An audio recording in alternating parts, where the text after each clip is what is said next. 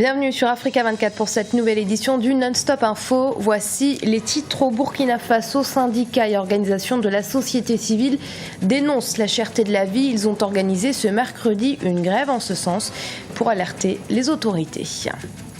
La relance du contrôle technique fait débat en Guinée à l'heure où la grande majorité des accidents de la route seraient dus à la vétusté des véhicules. Et le FEMUA, le Festival des musiques urbaines d'Anoumabo, ouvrira ses portes le 21 avril et les organisateurs promettent une édition exceptionnelle cette année, une édition placée sous le thème de l'intégration et du rapprochement entre les peuples. Mais tout d'abord, avant de développer ces titres, sachez qu'en Ouganda, plusieurs suspects ont été arrêtés dans le cadre de l'enquête sur l'assassinat à Kampala le 30 mars de Joan Kagezi, la procureure chargée du dossier des attentats de juillet 2010, des attaques revendiquées par les Chebab. L'un des suspects de nationalité ougandaise et qui a résidé au Royaume-Uni est un ancien détenu de la prison américaine de Guantanamo. Il avait été arrêté au Pakistan en 2002 pour lien supposé avec Al-Qaïda, puis libéré en 2006.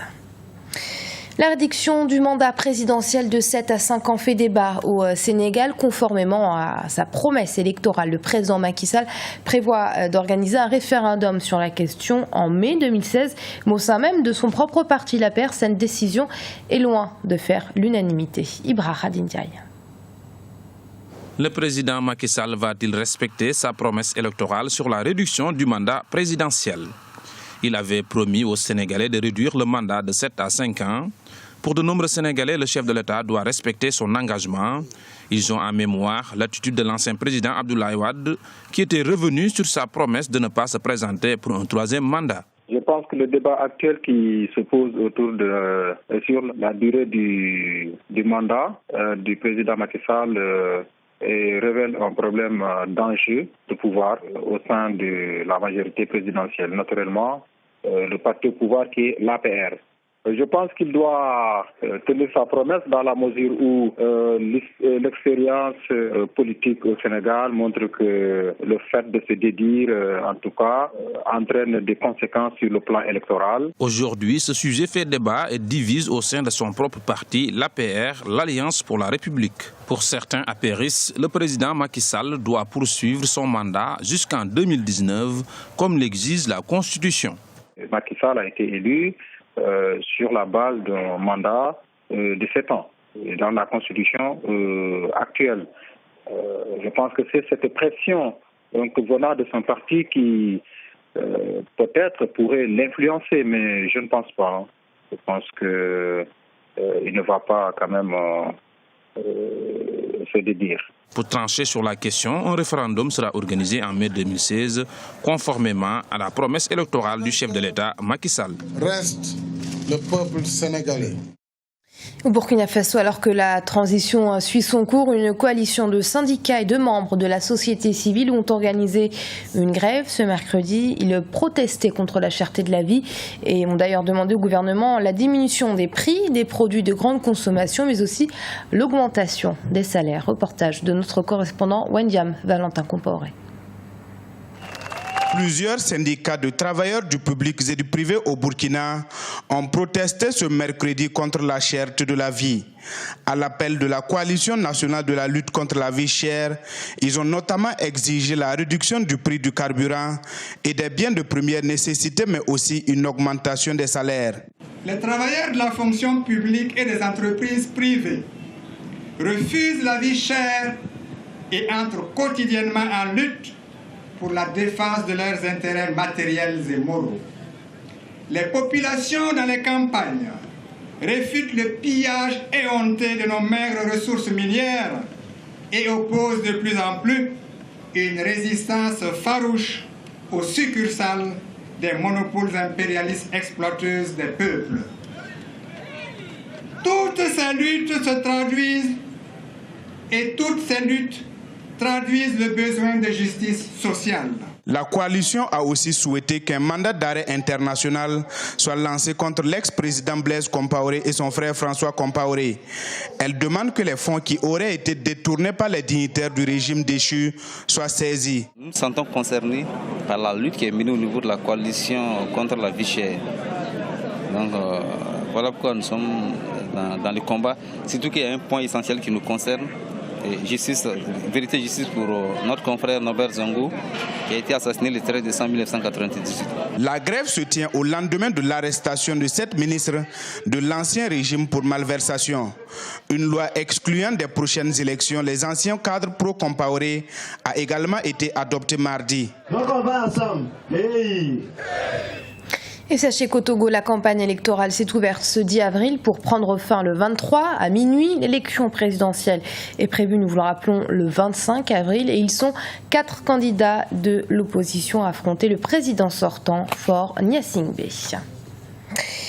En Guinée, la relance du contrôle technique automobile est de nouveau en discussion au sein du gouvernement. La seule société qui évoluait dans ce secteur a fermé ses portes en 2004. Depuis, les véhicules ne passent plus de contrôle, ce qui a considérablement augmenté les risques d'accident. Pour ne donner qu'un exemple, on estime dans le pays à près de 80% le taux d'accidents liés à la défaillance des freins.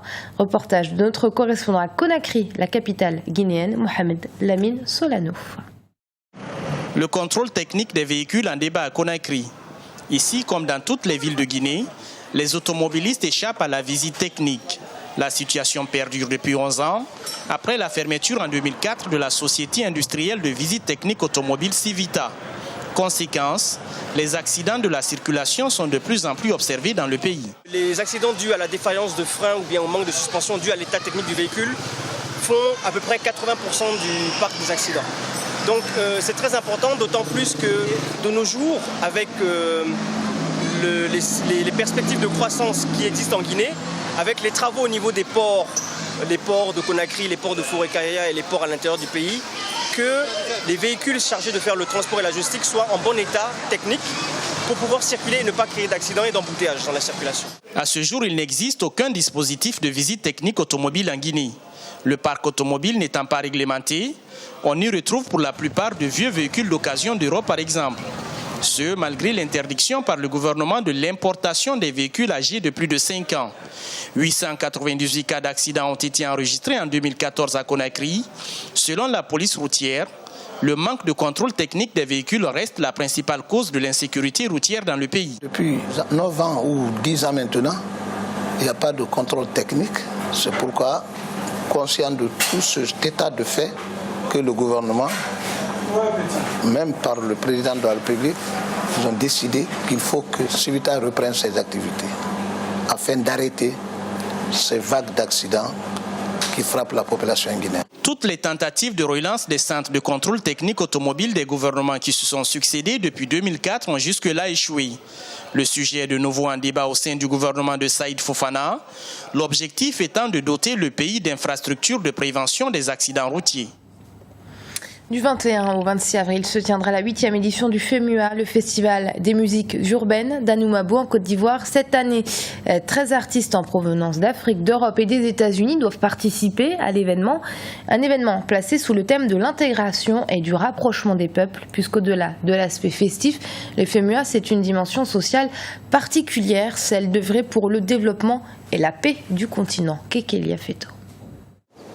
La 8e édition du FEMUA, le Festival des musiques urbaines d'Anoumabo, se tiendra du 21 au 26 avril 2015 en Côte d'Ivoire. Placé sous le signe de l'intégration et du rapprochement des peuples, cet événement se veut le reflet de la vitalité musicale en Afrique. Cette année, les organisateurs promettent une édition exceptionnelle. L'édition est exceptionnelle du moment où déjà le thème qui couronne cette édition est l'intégration et le rapprochement des peuples. Tout le monde sait la situation qui prévaut actuellement en Afrique. Il y a des tensions un peu partout et surtout chez nous en Côte d'Ivoire. Nous sommes dans une année électorale et on s'est dit qu'il était important que nous puissions réunir les populations, toutes les communautés qui y vivent pour pendant une semaine leur permettre d'être ensemble, de créer le vivre ensemble, de sorte à atténuer cette tension et que la culture puisse prendre le dessus sur tout ce qui peut être fait divers après. Rendez-vous musical incontournable, le FEMUA est pour les organisateurs un moyen d'apporter leur pierre à la construction d'un avenir meilleur pour les peuples africains. La musique joue un rôle très important, tout comme le sport. C'est c'est deux facteurs qui réunissent, qui rassemblent et qui brisent des barrières. Donc nous, on s'est dit, nous qui sommes musiciens de ce continent africain, cette lourde responsabilité de pouvoir faire véhiculer des messages positifs. Si nous dormons sur nos lauriers, on aurait quand même failli à notre mission. Donc il est important en tant qu'artiste de contribuer non seulement au développement de notre continent, mais aussi de créer une cohésion sociale entre ces personnes-là, de sorte à ce que notre rôle soit au-delà des scènes que nous arpentons. Comme chaque année, le festival utilise sa renommée pour promouvoir des actions sociales. Aussi, une école primaire sera ouverte dans l'ouest de la Côte d'Ivoire. Plusieurs formations de jeunes et d'ateliers dédiés à l'emploi seront également organisés. Et ce journal a été préparé par l'ensemble de la rédaction. Merci de l'avoir suivi. Restez sur Africa 24. Dans un instant, une nouvelle édition de l'actualité.